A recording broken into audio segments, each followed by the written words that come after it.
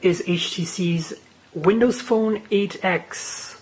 This is the first Windows Phone 8 device that we've had a chance to review. So let's dive in. I'm going to show you around a little bit. The first thing you'll notice that it's a relatively compact looking handset, and the reason for that is it's actually only a 4.3 inch screen, which in this day and age is kind of small for a flagship. But it's a 720p 4.3 inch screen, so 1280 by 720, 341 dot per inch, Super LCD2. It's quite the display. Basically the same quality display as what we've seen on the HTC One X, but reduced in size a little bit. And as a result, the whole phone is a little narrower and a lot easier to use potentially for some people. But it is still a pretty tall phone. There's a lot of bezel, top and bottom here. So that's the first thing you'll notice right away. You can see obviously that it is running Windows Phone 8 here, and I'm going to walk you around a little bit, show you what there is on the front here. The first thing you'll notice is the front-facing camera. It's a 2 megapixel high-quality front-facing camera. Then there is an earpiece here, and what's interesting about the earpiece is that because this entire phone is one piece of polycarbonate that's colored and it's been machined, this actually is part of the machining process and comes through the front glass. So it's a very interesting design. You don't see it here, but at the corner here where my finger is actually a notification LED that shines through for charging and notifications. It's very, very subtle, very well done. These tiny, tiny little holes here are drilled and machined. They're very nice. HTC logo, of course, and at the bottom here you have the 3 capacitive keys, the back key, the Windows key, which is kind of like a home button, and the search button, which brings up Bing. In the back, as I mentioned, this is one solid piece of polycarbonate that's been machined, very much like the Nokia Lumias, the first one, the 800 and the 900, as well as the HTC One X. So very, very well made, feels fantastic. And as you notice, it's not really, it's a matte finish, but it's not quite the same finish as on the Nokia. It's a soft touch matte finish, and it's kind of like a frosty color almost. It's almost a purple, not quite a blue. It's a really handsome color. This phone also comes in red, in black, and in this beautiful, crazy neon green yellow color that is really, really outstanding to look at. So in the back you have the 8 megapixel autofocus camera. This is an f/2.0 backside illuminated, very high quality camera, same as on the HTC One X and One S. Single LED flash. You can see there's an embossed here. It's kind of a nicely done silver HTC logo. Of course, there's the Beats logo on the bottom, and I'm not sure if you can see it here very clearly, but tiny, tiny little machine holes that hide the speaker, mono speaker. So that's basically the back of the phone. And as you can see, it's kind of like a pillow. It tapers on all 4 edges and kind of meets up with this display, which itself kind of drapes into the plastic here at the edges. Very, very delightfully done. Very beautiful design. This is something that we're really excited about. This phone is gorgeous, and being a little more compact feels really nice in the hand. So, you know, HTC, if you're paying attention, can you make this phone with Android? That would be really awesome. We really love the form factor, is basically what it comes down to. But it's not all perfect. This corner, as you can see here, the glass isn't perfectly flush with the plastic as it's supposed to be. It is on the other 3 corners, so that's not quite 100% worked out the manufacturing process yet. But obviously this is an early device. It's not a prototype, but it is very early on in the chain of things. So walking you around, on the top here you have the power lock key. Notice it's made of anodized aluminum, which is almost the same color as the rest. So this is, again, it's all in the detail, the fit and finish, the quality of the materials, the build quality of this is really amazing. 3.5 millimeter standard headphone jack. On the right-hand side, you have first a SIM slot here. I'm not sure if you can see it. There's a little pinhole for ejecting the SIM. Micro SIM lives in this little drawer right there. Next to it is the volume rocker, again made out of this anodized aluminum.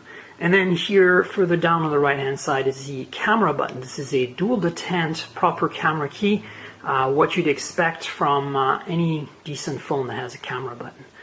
And then on the bottom here, you can see there is a micro USB. This does not do MHL, and a primary microphone. I'm not sure if I pointed out the secondary microphone here on top next to the headphone jack, but of course noise reduction, etc. Notice that on the left-hand side, there's absolutely nothing on this edge. So that's basically what you're getting in terms of industrial design, look and feel, and the general gist of this device. Now, being a Windows Phone 8 phone, this is powered by a dual-core Snapdragon S4 from Qualcomm. This is a 1.5 gigahertz, so it's basically the same chip you'll find in some of the flagship Android phones, like the Motorola Razr HD, or say the HTC One X US edition, or the Galaxy S3 US edition, in fact. 1 gig of RAM, and as you notice, since it's completely unibody, there is no way to remove the battery cover. So there's a sealed battery in here. It's 1800 milliamp hour. There's no micro SD storage. So keep that in mind. That it does come with 16 gigabytes of built-in storage, but we feel this is a little on the small side these days for a flagship. 32 would have certainly hit the spot, but 16 non-upgradable, not the best. So what else do you gain on this phone with Windows Phone 8? Well, you gain in NFC. It has built-in NFC. It has, all the sensors, accelerometer, etc., that you'd expect, compass. So, in a nutshell, that's what the hardware looks like, and that's what you're getting. Really quite amazing design. Love to see this as an Android phone. That neon color is particularly striking. Love the anodized aluminum buttons. There's also a bit of anodized aluminum around the camera pod here. I don't know if you see it. Again, this is just delightful. It's about 10 millimeters thick, so it's actually a pretty thick phone, but because it's designed to look like a pillow, and it actually is stable enough when it's resting, so you're not going to have it rock back and forth. They've done a very, very good job with the ergonomics because of that. The only nitpick we'd have is that buttons are so flush and hard to find by touch that you never really know, have I hit the power lock key, etc. So that's something that could possibly use some improvement. So I've talked about all the bits and pieces of hardware, the details. Let me give you a bit of a comparison with some other existing Windows Phone 7 devices, and maybe some, some other devices from HTC. So first up, we have the Lumia 800, and so this is the, from a year ago, Lumia 800 in pink, in beautiful magenta, and you can see the color there, very, very nice. So this is a matte finish as well, but it's not a soft touch finish. It's more of a kind of solid feeling to the touch, where this is kind of very soft. In thickness, they are, just going to lock the screens here, they are very similar. Again, this is a 1 centimeter thick phone. So it's not the thinnest, but it feels fantastic in the hand because of its shape. Another thing I wanted to mention, and I'm bringing it up here because the Lumia 800 is obviously an HSPA Plus device. This is also, finding the power key. See, this is what I'm saying. It's hard to tell if you've touched the power key. This is an HSPA Plus model. This is the global version of the 8X. So no LTE on this particular model, but there will be a LTE version for the US for AT&T as well. So perhaps other parts of the world will get that as well. There is going to be a version of this for T-Mobile with dual carrier 42 megabits per second HSPA Plus as well. Another phone I wanted to show you, obviously another Nokia, which is very popular, or was very popular as a Windows Phone device, if Windows Phone devices can be popular, is the Lumia 900, and there it is. As you can see, this is how you can tell that despite the 4.3-inch screen, which is not a very big screen, this is a big handset. It's almost as big as the, maybe a little bigger than Lumia 900. Flipping them over, this is what they look like. And we all know the Lumia 900 is a pretty big and thick phone. You'll notice this as soon as I lock the screen here and show you the thickness comparison. This is an even thicker phone. Not by much, but it just looks and feels thicker and heavier as well. So now, another phone I wanted to show you in comparison is the HTC Titan 2, because obviously it's the last phone that HTC made that is a Windows Phone device, and this is Windows Phone 7 again, obviously. And then you can see that it's actually much more compact. The Titan 2 is a very gigantic phone for its time. It's kind of from the last generation in design language from HTC. But here they are side by side, and flipping them over, you can see the gradient on the HTC, the giant 16 megapixel camera.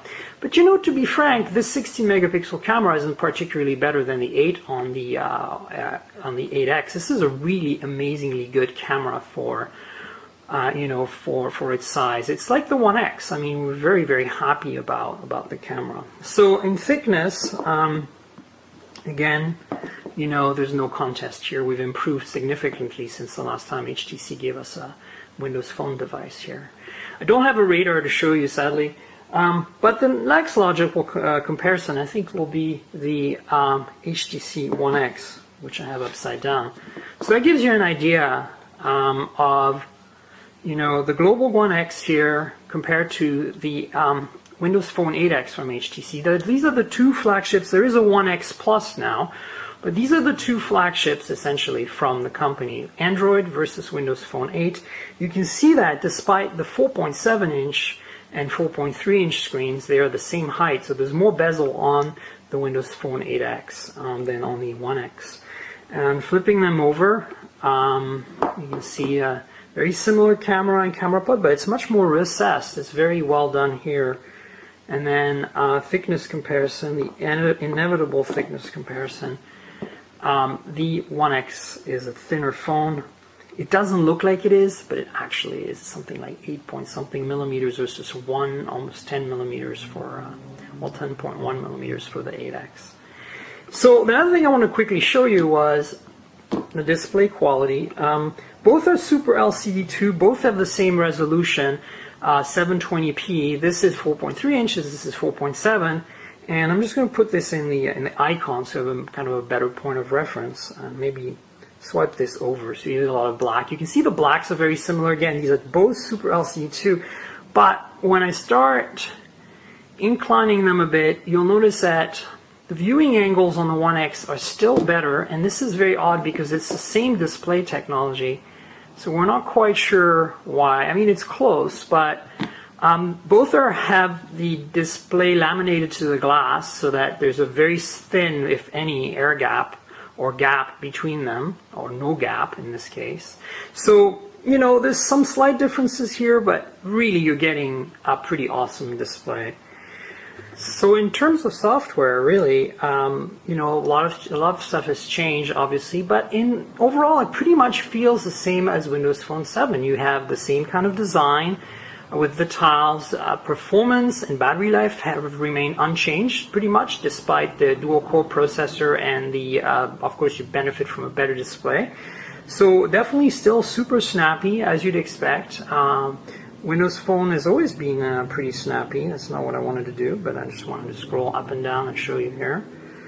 No complaints really. There's a few nice little tricks. Again, Brad will walk you through some of the details of the software in his software review. But you can read size tiles now, so you can make it smaller, or you can make it double wide, or you can go back to like the regular square. So that's one of the nice little features. It helps you customize your screen a little more.